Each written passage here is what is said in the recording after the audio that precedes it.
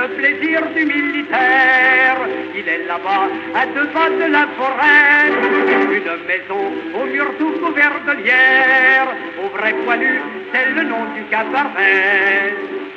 La servante est jeune et gentille, légère comme un papillon. Comme son vin, son œil fétille, nous l'appelons la Matelot. Wir lagen in den Schutzangräben und jeden Schutz. Ich spürt, dass etwas passieren wird. Ich brauche nun viel mehr Kraft und Sicherheit als das tägliche Brot.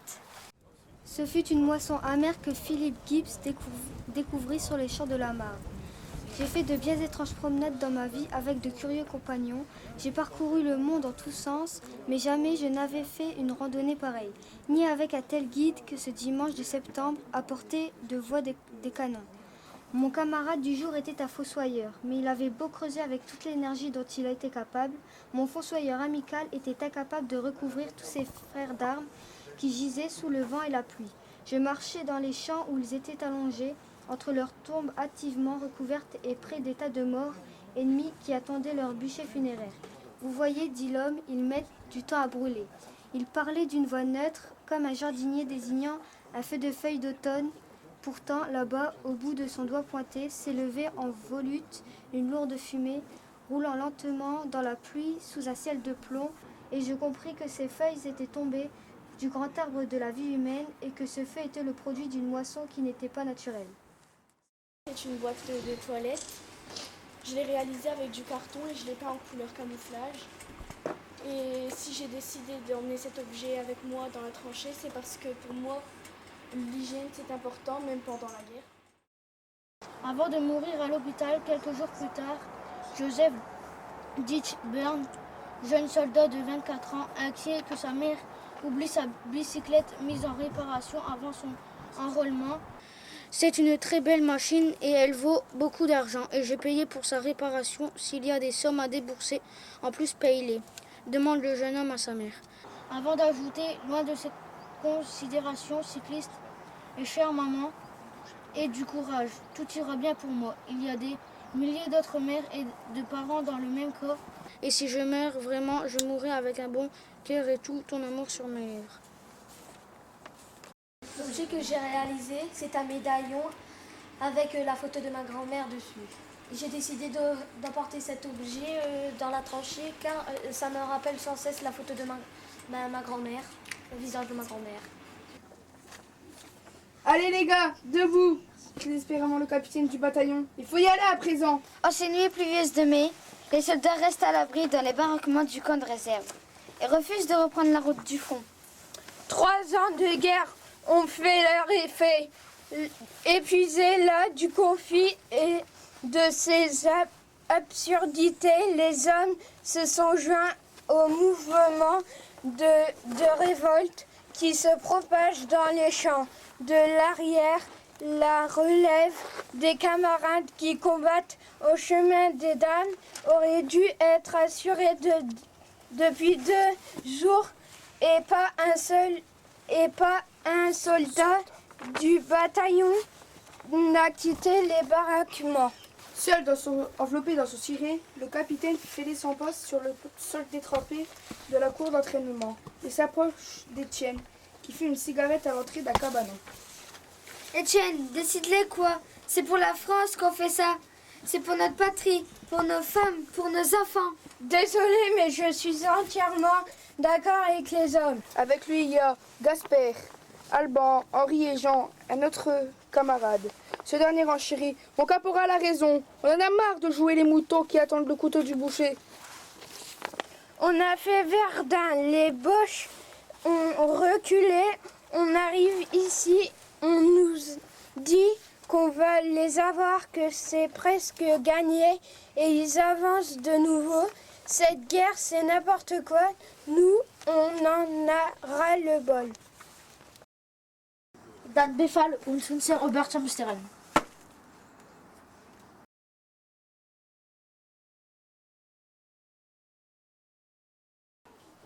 J'écris ceci dans un trou individuel, situé très en avance à 50 mètres environ de la tranchée ennemie. De temps en temps, un projectile ennemi ou ami passe en sifflant tout près de nous. Boum. Malheureusement, nous ne voyons pas de Françoise ici, sinon nous pourrions nous aussi faire parler la poudre. À 80 mètres de nous, tout au plus, 6 ou 7 Français dont la mort date déjà d'environ 2 mois. En général, ce qui m'a paru le plus désagréable, ce sont le froid et l'humidité de nos trous creusés dans la terre. Tandis que j'écris ceci, je suis allongée sous un abri avec un peu de paille humide. Il pleut et la tranchée est déjà remplie de quelques centimètres d'eau. Ça va bientôt être mon tour de garde. On est assis trempé à longueur de journée.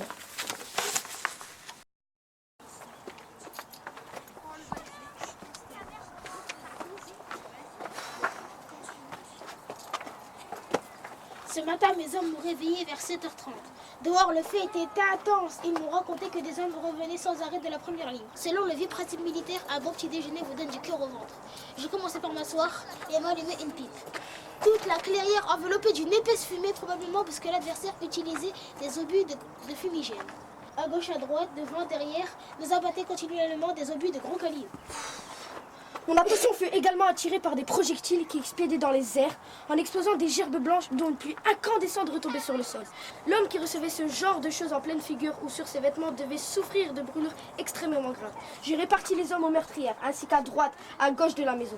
Tout de suite, un homme reçut une balle dans le pied et y fut pansé. Moi-même, je fis remettre en état de marche à mon attention un fusil qui traînait par là et m'accrochait autour du cou une ceinture de cartouches. La nourriture ici est plutôt chiche. Cette sensation d'avoir tout juste le nécessaire et de ne jamais manger à sa faim engendre un état très désagréable. Et les hommes souffrent parfois vraiment de malnutrition, ce qui s'exprime par des vols de nourriture. Pour une journée, on a un tiers de pain plus une minuscule poêle. Aujourd'hui, une saloperie de rame en a dévoré les 3 quarts. On est ici terriblement tourmenté par la vermine. Des puces se manifestent d'une manière beaucoup plus désagréable et ne se laissent pas attraper comme les poux. Même changer de linge ne sert à rien contre ces désagréables suceurs de sang, car elles ne se logent pas sur vous, mais dans les paillasses. Feu violent, nous avançons dans la tranchée. Grenade à fusil, 2 hommes reviennent en courant. Balle dans la tête, puis ceinture de mitrailleuse. À l'avant, à découvert, reçoit un choc. Sang, pansement, départ. J'ai réalisé cet objet parce que, en fait, c'est des enfants qui l'ont fait pour l'anniversaire de mariage de leurs parents. Il y a des dessins d'enfants représentant leurs parents. Il y a un petit mot. J'ai décidé de prendre cet objet dans les tranchées car il me rappellerait des souvenirs de mes enfants.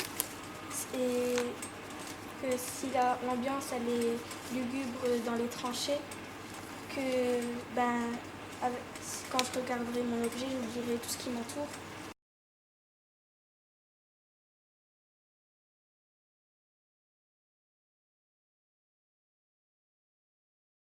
Camp retranché de Dunkerque, sapeur-pompier militarisé à M. Gustave Fontaine, maire de Coudekerque-Branche, rapport du lieutenant Roels, commandant le secteur d'incendie et de secours de Capelle et Coudekerque-Branche. Le lieutenant Roels rend compte qu'au cours du bombardement aérien d'hier soir, 23 novembre 1917, il est tombé 16 bombes dans son secteur. Coudekerque-Branche, 5 bombes dans la ville, 6 hangars et triage et 5 bombes. Coudekerque, 7 planètes. 1. Ville de Coudekerque-Branche.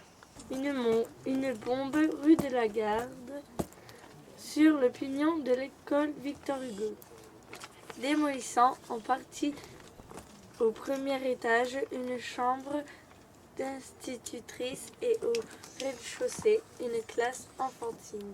2 bombes derrière le commissariat de police, attenant à l'hôtel de ville, dans la cour de l'usine à gaz. L'une à 1,20 m de grand gazomètre, ne creusant qu'un trou de 1,80 m de diamètre, sur 6,60 m de profondeur. L'autre à proximité d'un poulailler, qu'elle a démoli en partie, sans causer d'autres dégâts. Une bombe non explosée près du château d'eau, au pied d'une locomobile, pompe de secours, ayant été déviée dans sa course par le volant en marche.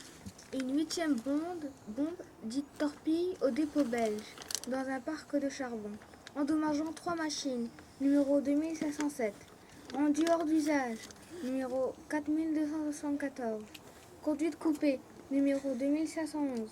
Éclat dans le dôme, avariant une grue hydraulique et blessant légèrement au visage le manœuvre belge Dwick. 7 planètes. Une bombe du torpille dans les champs Gerboux à 20 mètres de la nouvelle voie direction Furnes, près du canal de Berg et à 400 mètres nord-ouest du fort Vallière, ne faisait qu'un énorme trou. Une 13e grosse bombe dans les mêmes terres à environ 200 mètres de la précédente, ne creusant également qu'un grand trou. Les 2 autres bombes dites torpilles à gauche de la même voie, le long du canal de Berg, l'une dans les champs de Wemsternberg, l'autre dans les terres Wemstern, faisant seulement d'énormes trous. Une 16e grosse bombe dans les terres Wemstern, à 50 mètres du canal de Berg et à 200 mètres et à 250 mètres du pont des 7 planètes, creusant un trou de même dimension, 7 mètres de diamètre sur 2 mètres de profondeur que les précédentes. Le lieutenant commandant du secteur de secours de Capelle et de Coudekerque-Branche.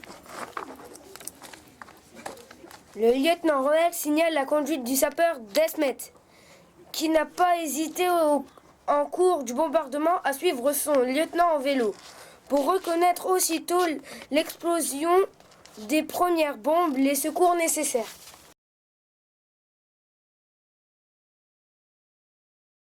Lettre du sous-lieutenant Dougan Chatter. Très chère mère, j'écris ceci dans mon abri des tranchées, avec un bon feu de bois et toute la paille qu'il faut. C'est assez confortable, même s'il fait un froid de canard. Un vrai temps de Noël. Je crois que j'ai vu un des spectacles les plus extraordinaires qu'il ait été donné de voir. Vers 10h ce matin, j'ai jeté un coup d'œil par-dessus le parapet et j'ai aperçu un Allemand qui agitait les bras. Et peu de temps après, 2 autres sont sortis de leur tranchée et ont avancé vers la nôtre. Nous allions leur tirer dessus quand nous avons vu qu'ils n'étaient pas armés. Un de nos hommes est donc sorti pour aller à leur rencontre et en 2 minutes, l'espace séparant nos lignes était envahi par les soldats et les officiers des 2 camps. En se serrant la main et se souhaitant un joyeux Noël. Cela s'est prolongé pendant une demi-heure, jusqu'à ce que la plupart des hommes reçoivent l'ordre de regagner leurs tranchées. Pendant toute la journée, pas un coup de feu n'a été tiré et les hommes ont pu se promener librement sur le parapet et transporter de la paille et du bois de chauffe à découvert. Cette trêve extraordinaire a été complètement improvisée.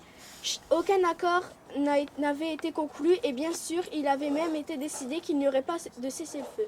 Moi-même, je suis sortie et j'ai serré la main à plusieurs officiers et soldats. D'après ce que j'ai compris, la plupart seraient tout aussi contents que nous de rentrer chez eux. Nos cornemuses ont bien joué toute la journée et chacun a pu se promener à découvert sans être inquiété, mais pas au-delà des lignes ennemies, bien sûr. La trêve se prolongea jusqu'à ce que quelqu'un soit assez idiot pour tirer un coup de fusil. Nous avons failli tout gâcher cet après-midi lorsqu'un des nôtres a tiré en l'air par erreur, mais ils n'ont rien remarqué et il ne s'est donc rien passé. J'ai profité de la trêve pour améliorer mon abri que je partage avec McCain, l'international de rugby écossais, un type formidable. Ce matin, nous avons installé un véritable toit et nous avons maintenant une cheminée carrelée et du bois de chauffe et de la paille sur le sol. Nous quittons les tranchées demain et je n'en serai pas désolée parce qu'il fait beaucoup trop froid pour que les nuits y soient plaisantes. Es war kalt, denn es hatte stark gefroren.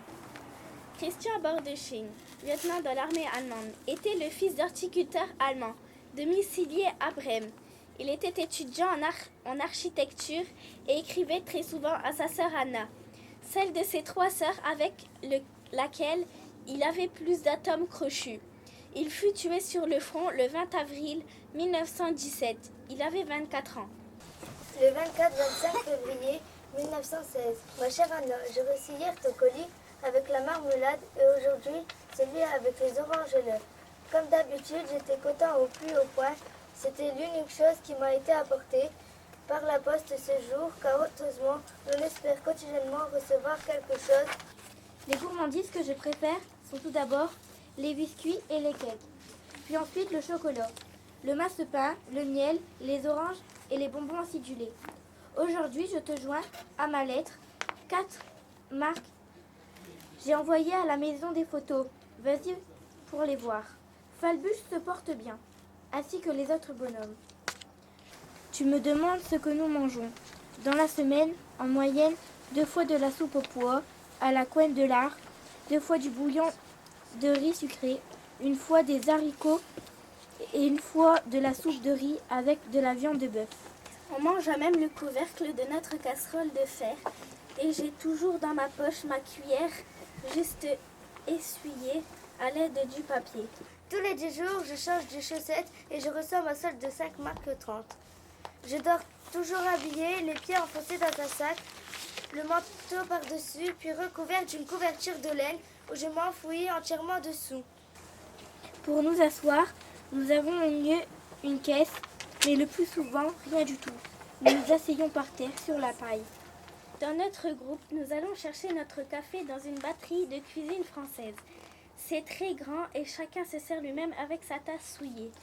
Personne n'a peur de la crasse. On s'y est habitué, on rince, on boit et l'on se lave dans l'eau des tranchées.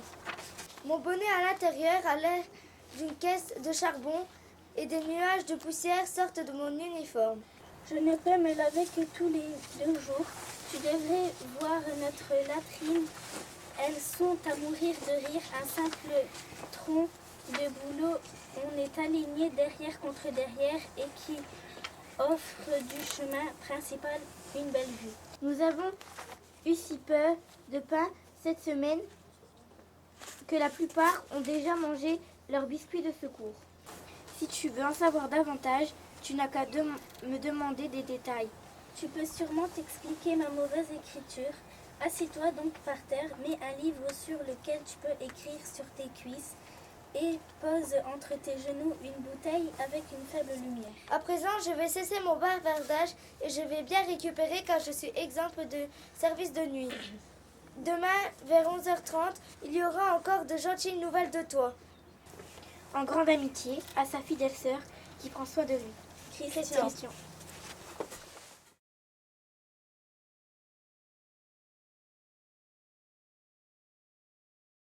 Une chose m'oppresse, chaque jour un peu plus. Je crains de m'endurcir au point de me déshumaniser. Les balles, les grenades, rien de tout cela ne me fait peur, mais bien la perspective de mon isolement intérieur.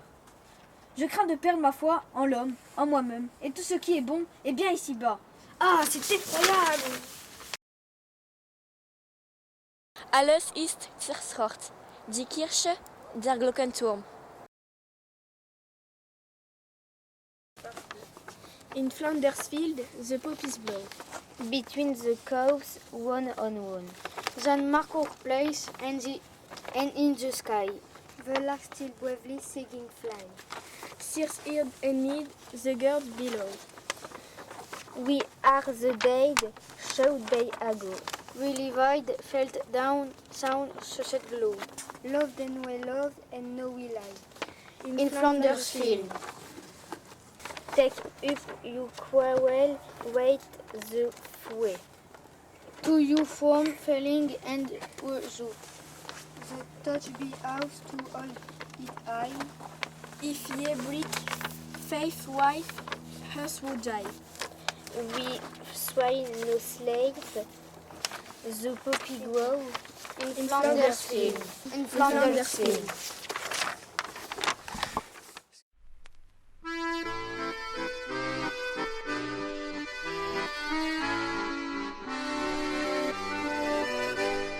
Quand au bout de 8 jours, leur peau terminée, on va reprendre les tranchées.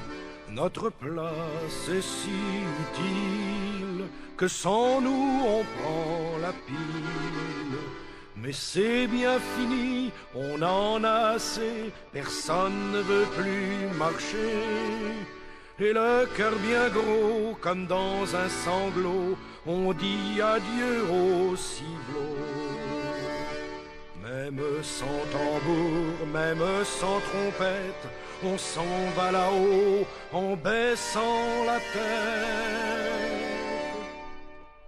Adieu la vie, adieu l'amour, adieu toutes les femmes. C'est bien fini, c'est pour toujours de cette guerre infâme. C'est à Craonne, sur le plateau, qu'on doit laisser sa peau. car nous sommes tous condamnés, nous sommes les sacrifiés.